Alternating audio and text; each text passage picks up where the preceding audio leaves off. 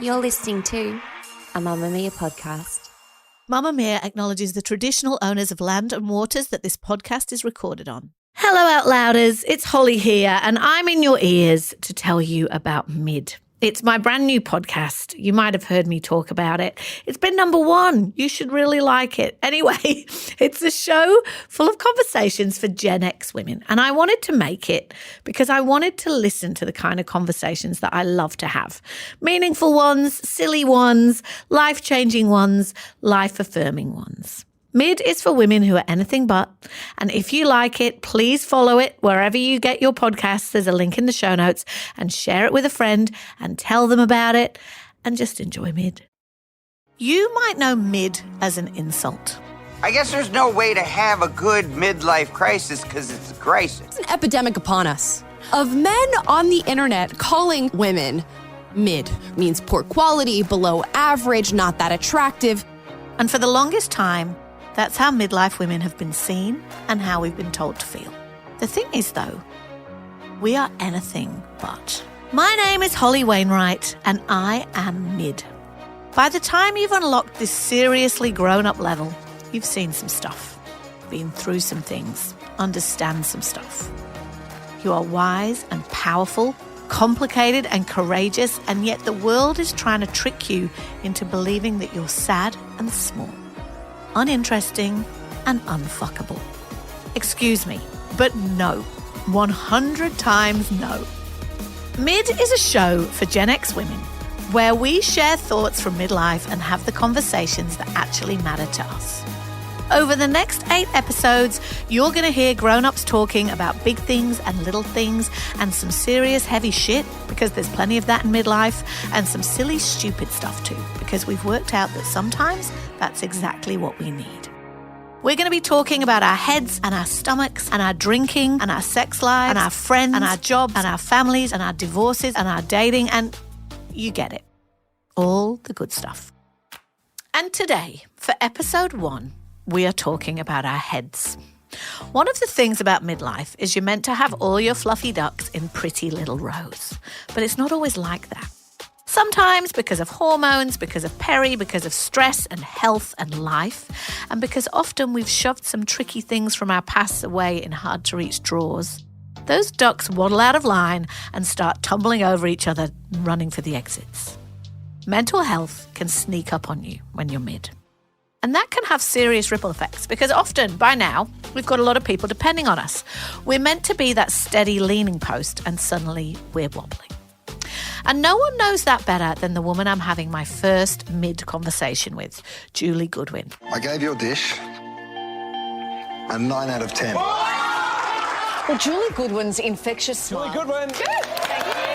Proving to be one very strong lady. Julie is now back in the kitchen. You know Julie. We all do. She won the first ever season of Australian Masterchef, aged 38, and became one of the most famous people in the country. There have been cookbooks and more TV shows and appearances all over the place, and now there's Julie's extraordinarily good memoir. It's called Your Time Starts Now, and in it, she explains how her ducks got so very far out of their rows that she found herself not wanting to live anymore. It's an extraordinary story, but a familiar one too, because when Julie found herself doing what many of us are doing, everything, and falling apart while she was doing it, she had to start making some serious changes, which for her started with a stint in hospital. Please enjoy the very first mid conversation with the brutally honest, occasionally sweary, completely wonderful Julie Goodwin. Julie, I want to start by reading a few words in your book that you actually wrote about your school friends, because when I read it, I was like, these are the women who are listening to Mid. She wrote, now, through the magic of social media, I catch glimpses of their lives. We are doctors, professors, lawyers, town planners, CEOs. We are mothers and grandmothers, daughters and lovers. We are cancer survivors and entrepreneurs, artists and activists and travellers. We have lost parents, partners, friends and children. We've strived and achieved, struggled and grieved, worked and played. We've faced the whole spectrum of what life has to give and to take away and prevailed. We are fucking glorious. And I was like, that is exactly who this show is for. People who have seen some shit. Yep. And are still here and are fucking glorious. And you are one of those people, Julie Goodwin. So Thank you. thank you so much for writing this book. Oh, thank you. It was it was hard. I bet it was Yeah. hard because you've written cookbooks, right? Lots of cookbooks. Yeah, lots of cookbooks. And there are recipes in here. I want to make sure everybody knows that. Every chapter has a slightly adjacent recipe. I felt like you need a little breather at the end of some of these chapters. It's just like, you know what, let's talk about pikelets for a minute. Exactly. Yeah. That's real life, right? So one minute we're laying it all out and the next minute we're like, oh, got to cook dinner. Yep. But I wanted to say how I think that for a lot of women reading this, although the details might be different of what they're going through in midlife and what you've been through over the past 6 years or so, they might not have been on reality TV and had this massive life change at about 38 is when you went on Masterchef, right? But a lot of this would be really familiar. Being busy, putting everybody's needs above your own, committing yourself to work a lot that then takes you away from the family and running. Can you tell us a little bit about what your life was like in about 6 years ago when you were still trying to do it all, in inverted commas? Sure. I'd never been very good at setting boundaries. So, you know, I know that's relatable. I know because a lot of my friends are the same. Basically, off the back of Masterchef, that's 15 years ago, I just was frightened that if I didn't take all the opportunities, they would sort of disappear. And that, you know, and I even had someone say to me as the second season started to go to air, well done, you've had a good run. Sort of like the year's up, your crown is going to be passed on to somebody else. And I had this anxiety that the opportunities that had come my way were going to evaporate. So I had to take everything that came along. That first season of Masterchef was so huge. Yeah. You know, you were one of the most famous people in the country for a period of time, no question. So that completely changed your life. So then there was this pressure. Yeah, and lots of expectations and you know, that good old imposter syndrome and all of that. So I kind of had to learn a lot of stuff as I went along as well.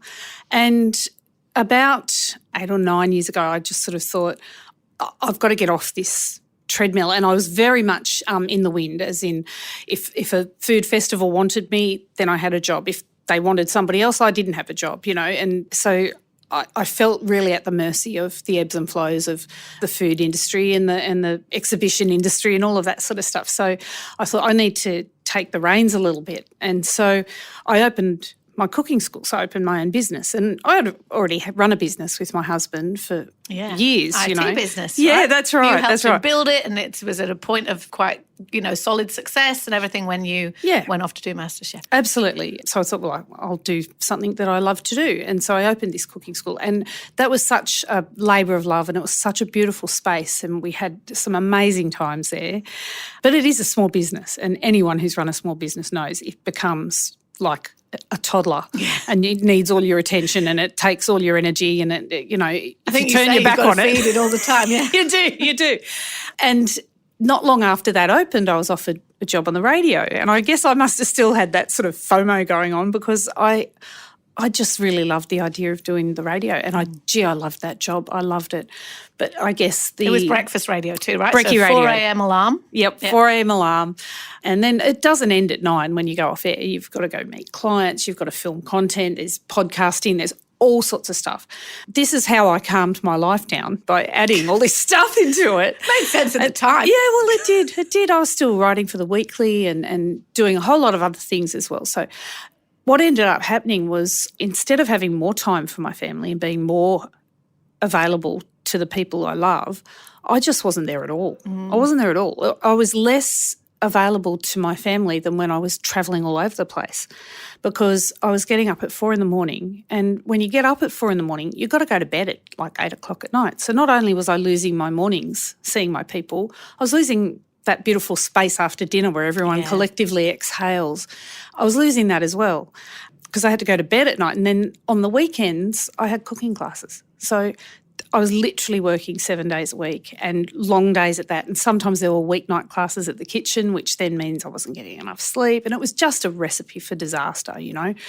And then, of course, just a whole bunch of processed stuff from the past and some, you know, there's some brain wiring, I suppose, that was already in existence that made that all really treacherous. You say in the book that you had this sort of calendar mapped out after MasterChef and then up to this point, this calendar mapped out that was kind of colour-coded of like, this is work time, this is family time, this is this, this is this.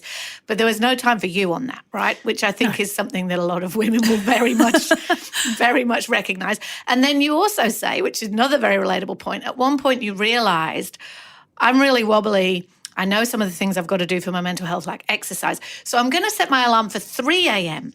so that I can get up and go to the gym before work. Yep.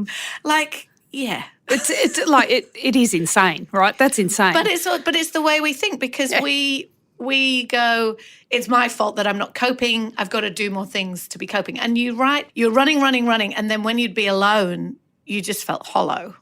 Absolutely. There was nothing left, literally to the point where I couldn't make my face do what it needed to do, you know, to even look normal. So sometimes I would just go away and find somewhere to be by myself because the muscles of my face are exhausted from trying to hold just an interested look on my face or a smile or I'm a person who's coping face because I wasn't coping. You felt like a husk. Yeah. So what happens then when you realise that this life you've built is untenable and you are wobbling? What happens if you really just need to fall apart? We're going to talk about that after this break.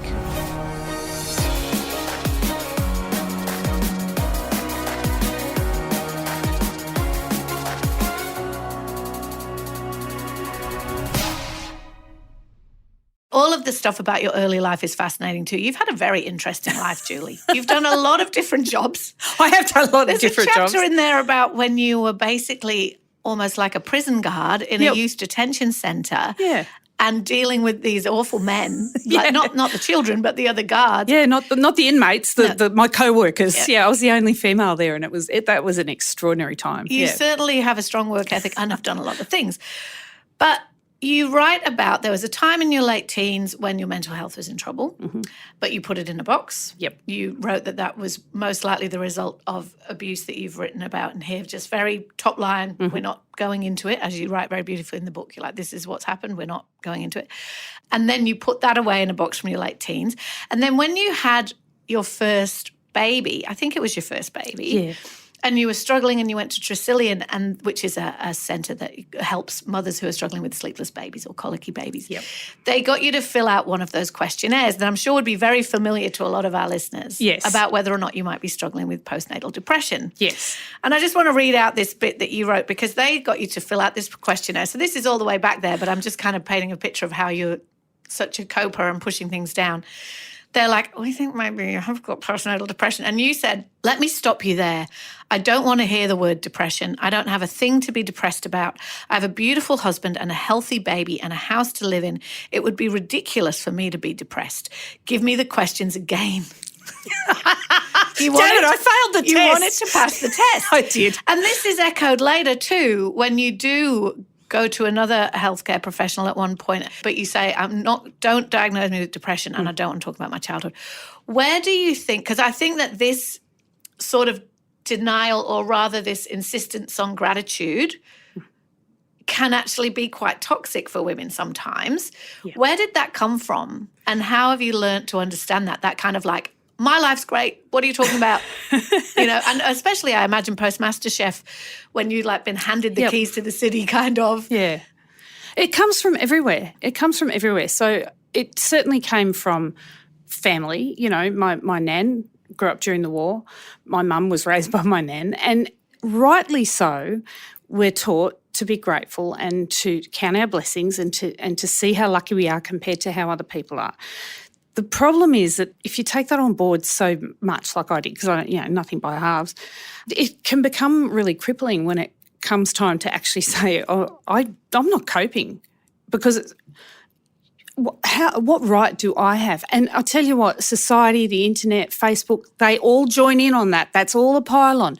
If you say anything is not right, people are like, oh, first world problems. And how can you complain about that when this just happened over here? And how can you complain about that when you've got food on your table? And, you know, you can afford a phone to even be writing this on it. You know what I mean? So there's that whole idea that we should be grateful always. And when you're not, you should be ashamed of yourself. Yeah. And you should take a good hard look at yourself, and you should have a cup of concrete, get up and keep going, because you live in this magnificent country and you are lucky enough to have people around you and you're lucky enough to have all this. And that is all true and it's all valid and it's all important to acknowledge, but we have to take the shame out of saying, I can't do this. I'm not coping. Please don't ask me to put another thing on my plate right now. I'm too busy.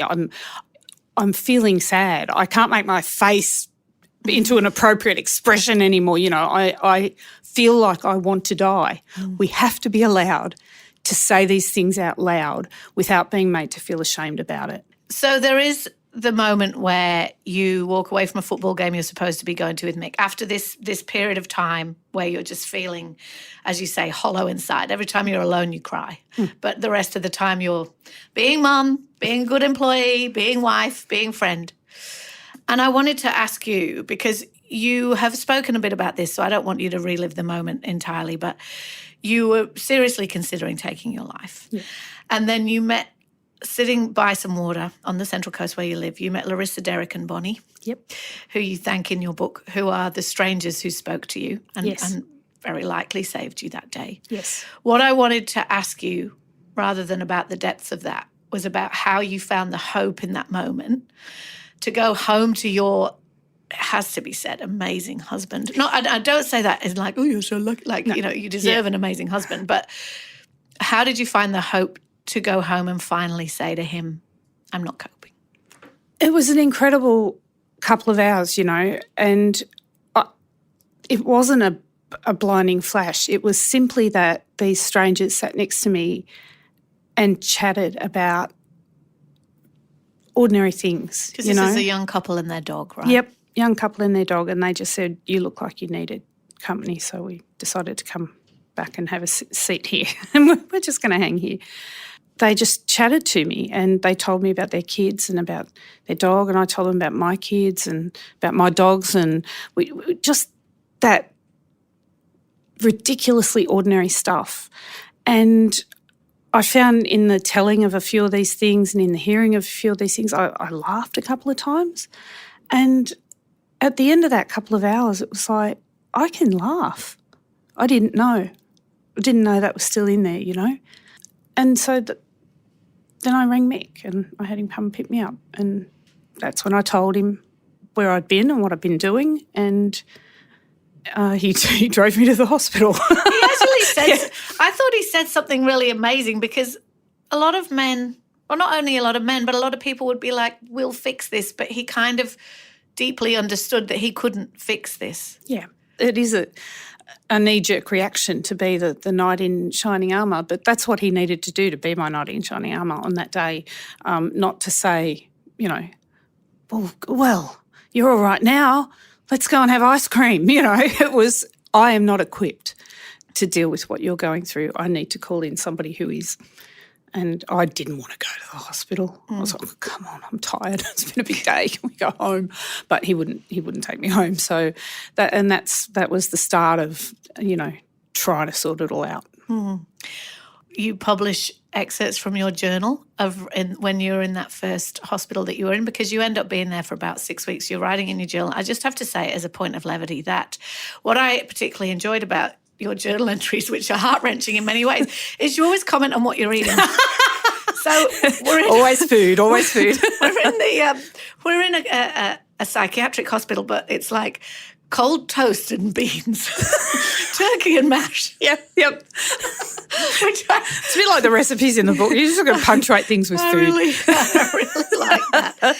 And Mick comes every day. Every day. He comes every day and sits with you, which it must have been confronting for him, because I assume that you hadn't been in a place like that before. No, never.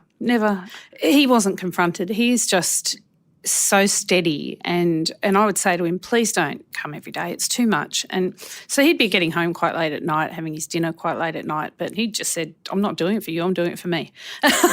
And he'd come and by the time I was ready to sort of go and sit in the dining room with everybody else, he'd come and sit in the dining room too and, you know, just shoot the breeze with everybody, and that's just who he is. He's just a beautiful human being. That definitely comes across. One of the excerpts from these early days, you did write, I want to be strong again, and I'm here to achieve that. I'm taking this time away from my work and life so that I can see a bright and happy future. I'm looking for different strategies for coping, and I want to be the best version of myself to those who love me. What I really like about this book is there's this period, and then you come out and you do other things, and then there's another period where you go back in, and then you go to a rehab facility for a while. It's not linear. But when you read those words now, do you feel like that is what you got?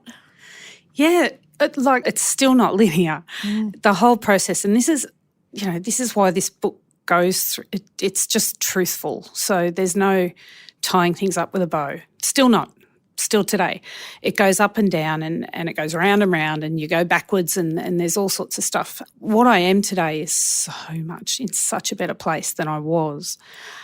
But there's still things come up, and I'm so fortunate. And you know, if you've read about Heather, my beautiful therapist, only last week I saw her, and I said to her, I've had a couple of really sad days, and it's pissing me off because I'm doing all the things. I'm exercising. I haven't been this fit in a while. I'm eating right, I don't drink at all anymore, I'm meditating, I'm doing all the things.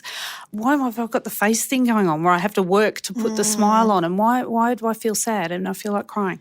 And she put it to me beautifully. She said, look, sometimes it's appropriate to be sad and sometimes it's appropriate to be stressed and have anxiety because that's your brain responding to your environment, and you've got to look at those things and say, is there a reason for it?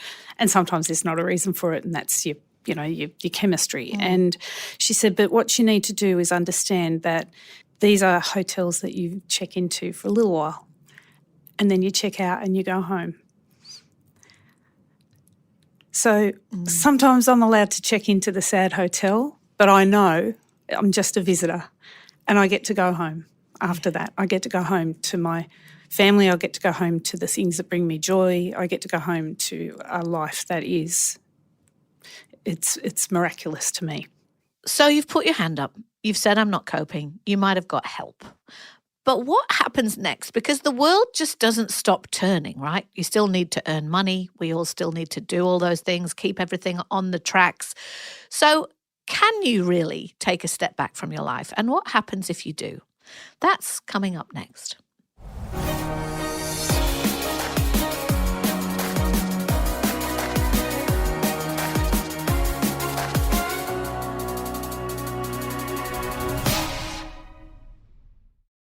It's amazing that you've just talked about the things that you do, because I wonder if a lot of women who are listening to this who are maybe not as far down this path as you but are feeling really like there's something wrong, if they're thinking about life on the other side. Yeah. And as you say, it's not really another side, but it's like a suite of things that you know you can pull on, right? 100%.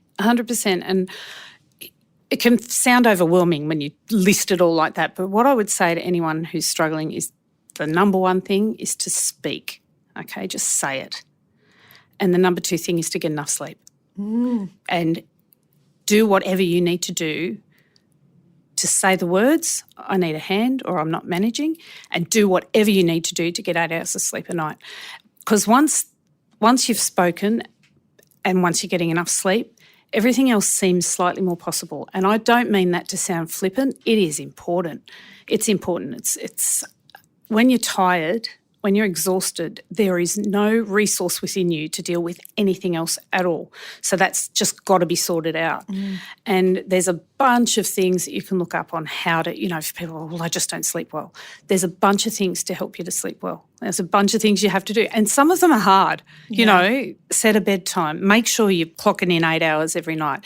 Have a routine. Have a ritual. I love my bedtime ritual now. It used to be drink wine till your brain stops working and then pass out in the bed, But now I put on a little steamy, smelly thing, and I, take my pills that I have to take, and I put on cream, and when pulling the sheets up to my chin at night is just such a moment of bliss for me, and I get to do it every day. It's great. So, I would just say, don't look at this laundry list, and it's all stuff we know anyway. We all know about nutrition, we all know about exercise, but it's actually... And it's really annoying because you don't want to do those things. And it's hard to do them all the time. But I'll tell you what else is hard is losing the will to live. 100%. It's, choose your hard. So when you look at the Julie who was running, like, as you say, running on empty, because, I think there are a lot of women listening to this who think, I need to drop some things too, but I can't drop them because I've got all these responsibilities. The family need me and the perfect dinners need to be cooked and I've got, I've got to have this job and that job. And one of the things I really love about your story is because it was audacious really to be 38 and living on the Central Coast and having built this amazing life and go, you know what? I want to go and chase a dream is such a cheesy phrase, but it's true, right? It describes. That is literally what you did. Yeah. You went and chased a dream, and then you had all these exciting opportunities. And the story here isn't like that was a bad thing to do that. No. But what sometimes we get ourselves in a position where then we're like, well, I can't. What could I drop? Yeah. You've had to simplify, and what you talk about from that terrible time, that terrible summer, which was, you also write so beautifully about how it was that particular terrible summer on the east coast of Australia when the skies were black and the fires were burning and it felt like the end of the world anyway. Yes, it did. And then you were dealing with all that. Yes. But people listening who are looking at their list and going, how can I reclaim myself? Do we have to make those hard calls? 100%. It's... You're empowered by the realisation that everything is a choice. They're not all easy choices, but they are choices. So I had to choose between the radio and the cooking school at one point, and how do you give up a radio show that's called The Rabbit and Julie Goodwin Show? Who's going to do The Rabbit and Julie Goodwin Show if it's not Julie Goodwin? And you loved it. I loved it. I loved it. And then my cooking school, well, that's got my name on the door as well. Who else is going to do it? And I did have a beautiful co-worker who ran it for a lot of the time that I was unwell and I was away on Masterchef and all that sort of stuff. But at the end of the day, she went and had a baby. She had her life to live. She couldn't live my dream. She couldn't live my life, and rightly so. And I was really struggling with that decision to let go of that because I'd already let go of the radio. And surely if I've let go of one thing, I shouldn't have to let go of the other thing as well because that's not fair. But I couldn't staff it. I call it long COVID. Our business had long COVID. We survived the immediacy of it, but we just couldn't operate. Because you did take home meals and delivery packs for people, which you must have worked bloody hard. Pivoted like netball players, we did. and again, I was saying to my beautiful therapist, I can't close the business. I can't afford to, for a start, because there's all this money that I would have to find to pay back all the people who had tickets and gift vouchers and, all the bills and it's not paid off, And she said to me, and how much is a funeral? Oh, wow. Yeah, that gave me pause. And then a few weeks later she said, I'm not normally that prescriptive, but yeah, and she said to me, and I said, all the people I'll let down. And as I write in the book, she very pragmatically said, well, it's not brain surgery, Julie, it's cooking classes. They're not going to die. I'm like, oh my God, I do think I'm more important than I really am. That's true. And can I tell you that is a huge lesson. And this is something I'd love for any woman to hear, because I think it's important, right? You think that if you stop doing something, it's not going to get done, or it's not going to get done right, or it's not going to get done this year, But what happens, because I had to stop, I stopped everything suddenly because I went into a psych ward. So ideally, prior to that point, when I stopped, my sons didn't starve, my husband managed, my family was fine, my radio show was taken on by somebody else, my cooking school was taken on by somebody else. And what happened was all these people in my life just stepped into the breach. And what it allowed was for them to bring their creativity and their love and their resources and shine themselves. And I just thought, my God, I've been trying so hard to make sure everything's perfect and all these plates are spinning in the air, and actually I didn't need to. I didn't need to. So my learning from that is I'm not as important as I think I am, but I'm way more loved than I realised. Oh. Your love for your family comes through so strongly through every page of this book. And I have to say there was a bit that absolutely broke me a bit, which was, I know, a very hard chapter for you to write, which was the night that you were stopped DUI. Yeah. Now, this story has been in the public and you know, it's not a secret, but I could feel in the words on the page how much shame you had in that moment. That night, you were arrested. Yes. You had to go home and you told your husband, you had to tell your husband as he came to get you, you told your kids. Yeah. It must have also felt like a moment where I'm going to lose their love and respect. And yet it strikes me that your family, through all the things you've been through, is still a very strong one. Oh, they're extraordinary. You know, it would be so easy for kids, you know, in their early 20s at that time. That's 7 years ago now and it still burns, my God. It would be very easy for them to throw that in my face. I've been lecturing them their whole lives, you know, especially as they become teenagers, about safety and about doing the right thing and about, you know, being a good citizen and all of that. And, you know, in that moment I became a hypocrite, criminal, like all the things I've been trying to teach my kids not to be. And, yeah, that they gathered around me and just held me tight. They knew how painful that was and they knew how far away from myself I had gotten in that moment, how far away from who I believed myself to be and what my values were, and everything that was important to me was just gone on that night, gone. Because alcohol is part of your story. It's not you, and you also express this very well in the book. It's part of the story, and it was something you knew you needed to address. Again, it wasn't in a bow. You didn't stop drinking after the DUI, but you have now been sober for several years. Yeah. That's also a very common issue for midlife women, that the wine at the end of the day is their treat. It's their reward. And you say this, I worked hard, I deserved it. Yep. And when your mind is racing and you need to relax, it feels like the thing you need. Yeah. Is sober life fun? This is the thing that midlife women need to know. Can it be fun without wine? Do you know what? It's more fun. And I know that's such a boring thing to say, but it's just the truth. I was in the grip of, I see it a bit, you know, I could stop if I wanted. I could stop, but I don't want to. I could stop if I want to, but I don't want to. And why should I want to? Until it got hold of me a little bit tighter, and then I got to a point where I wanted to and I couldn't. And it had become the only way to settle things down. It was not fun. It was awful. And waking up feeling, and it wasn't even the physical after effects, it was the shame, just feeling like such a loser because I couldn't get a handle on this thing.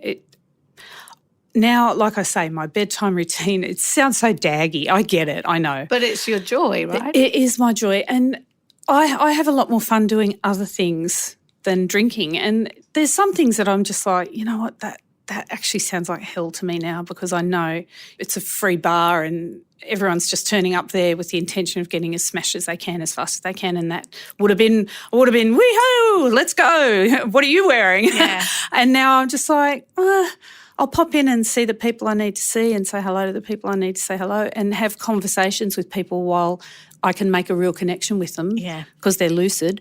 And then I will be the boring one to check out, go home, put my jammies on, grab a good book and a cup of tea. And get your creams on. Yeah, and you know what? If that makes me sound like an old nanny idea of fun, then I am a nan. I am a grandma, and I have so much more joy in other areas of my life now that I've let go of that thing that had me by the balls. So just to talk a little bit to finish off about what your life's like now, you've talked a little bit about, the suite of things that you do. And like, as you say, it's not wrapped in a bow. But you're busy at the moment, right? You've been on Dancing with the Stars. You're promoting this book. You'll be traveling. So it's not like you pressed off on life and now you only do self-care things 24/7. No, as lovely as that sounds. I know, right? So how do you, because I think people are often thinking about the practicalities and they're like, but I will still have to work and I will still have to do this and that. There's a bit in the book where you talk about going back to Masterchef. Yes. And how you said for when they did their fans and favourites. Yes. With Jock and Melissa and Andy. And you talk about how you had to say to them, look, I'd love to come back, but it's got to be different this time because. Can you just talk a bit about the boundaries you have put in place to be able to do the things you do while looking after yourself? Well, I've never been great at it, but in that moment where they rang and said, we'd like you to come back. So I was only 3 weeks out of hospital when that phone call came, and it was a couple of months before the season started. And I was so blasé about these boundaries because I didn't think they'd be able to do it. And so it was just like, well, this is what needs to happen. I need to be able to swim. So I need my own space. I need contact with my family. I need to see my therapist. I need 8 hours of sleep a night. I need all these things. I'm going to need probably some social media support. I'm going to need, and I just said that. I just because I just honestly thought the answer would be, well, it's not really going to fit in with this massive production to sort of fit all your needs in. And they just said, we can do all of that. And it blew my mind because I thought I didn't even think I was laying down boundaries. What I thought I was doing was saying no. I can't do it because of all these things. And they just said, we can do all of that. Do you think we're all afraid to ask for what we need? 100%. 100%. And it's so, like, even last weekend, I was packing, getting ready to go on this book tour, and I had so much anxiety in my guts, and part of it's because putting this out in the world is not an easy thing to do. For sure. So I was meant to go to a football game and I was meant to go to a function prior to the football game, and I hadn't finished packing and I was just in a tiz and I was just kind of rushing. I had to rush to the shops. I had to rush home to get ready for this pre-match function, which I knew was, going to be this is the drinks. Central Coast Mariners, right? Yes. Your beloved A-League team. My beautiful Mariners. Love them. The men and the women, love them. Mick sort of said, what's up? You feeling anxious? I said, there's just too many things to do today and I'm not going to get them all done. And he said, so what's your priorities? And I said, well, I've got to pack. I've got to, X, Y, and Z. And he said, why are you coming to the function then? And I said, because I said I was going to be there. And he goes, Julie, just don't go. I said, okay. I said, I might still come to the game though. I really like the games. And he said, all right, well, that frees up 2.5 hours in the middle of the day. How does that make you feel? And I just said, like a boulder just came off my shoulders. And it's like, why didn't I think of that for myself? And it's just because don't want to let people down. I've said I will.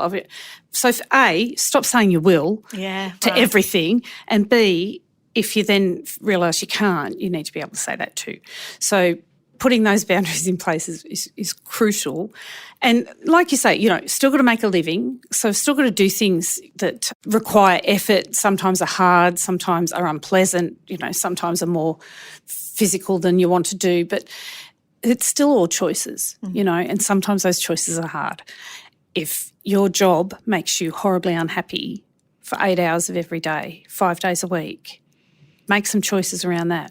They might be hard choices. They might involve a drop in income. They might involve having to commute further. They might involve, but it's still your choice, and I'm well aware that there's people that don't have those kind of choices, so acknowledging that. But for where I'm coming from is I now choose to create space in my life for things that bring me joy. It's my choice when I wake up in the morning if I'm going to have a day ahead of me that I go, I'm excited for today, or, oh, my God, I can't believe what I've got to do today. Yeah, right. And obviously you can't have every day be a fist pump day. You can't. It's life. But if you find that day after day after day after day there's no fist pumping, there's no joy, there's no looking forward to anything, that's when you go, okay, and this is my whole goal in writing this book, is that people come to this realisation before they find themselves at the edge of Brisbane water. Yeah. Talking to strangers. Yeah. Although, thank God you did. Thank God. What does bring you joy? My Julie, granddaughter. Yes, you've got a granddaughter. She is Your divine. 3 sons are also grown up. Yep, they're Yeah. all grown up. They are extraordinary, beautiful young men. I'm very proud of them. They bring me joy. I love to paint. That's new. Yeah. I've always loved art and loved drawing and stuff, but I'm painting now and I love it. And I love music. I love going to a footy match on an autumn afternoon. Do you still cook a lot? I do. I'm still the main cook in the house, and when I'm not tootling off doing things like book tour, I cook most nights. But when I don't, my boys step in and do. I've still got 2 of them at home, and I lost that joy. I lost all the joy, but I lost cooking. I lost everything, and just being with my people, being near the ocean. Those are the things that bring me joy, and I'm allowed for that to be priorities in my life now. Yeah. I've permit myself to make those priorities in my life. And my life is, it's not perfect, and there are ups and downs, and there's no doubt going to be challenges ahead and grief ahead as, my parents age and my, things happen that are unexpected. But I'm much better equipped now, I believe, to deal with those things. Yeah. Well, thank you so much. Thank you so much for writing this book, because there is a lot of, I think, so much in there for so many people, because it is a lot of little pressures too that build up. Ordinary things like your children getting poorly or your parents aging, money worries, all those things that we're all dealing with. But when they compound and compound and compound, it's really relatable. And I want to thank you so much. Thank you. Thank you very much. Oh, I've been telling people about that conversation ever since I sat down with Julie. So much of it has stuck with me. And I find myself saying to people, you just have to ask for what you need. You'll be surprised at how little they care. Or everything's a choice. Some of the choices are just hard. And I've been thinking a lot about her point about toxic gratitude and how, if the bones of our lives are okay, we're not allowed to complain about the bruised, fleshy bits, not even for a moment. And I've been thinking about the fact that her story, like mine and yours, is not finished. It's not tied up in a little bow. It's not like, oh, well, that happened, but that she and you and we are all still bound to wobble sometimes, and that's okay. Anyway, please share this episode of Mid with anyone who needs to hear it. Mid is a new show, so every bit of word of mouth will help us, and I believe in it so deeply. I want every woman who's ever sat around giving herself a hard time to listen to this conversation. So please pass it around, spread the word, and I'll be here again next week, when I'll be having a very different kind of conversation, one with Catherine Mahoney about midlife dating. And after that, which is kind of hilarious, after that, you'll be hearing conversations about our bodies, about burnout, about booze, about friendship. Please stay with us on Mid, because we're anything but. And we'll be back next week.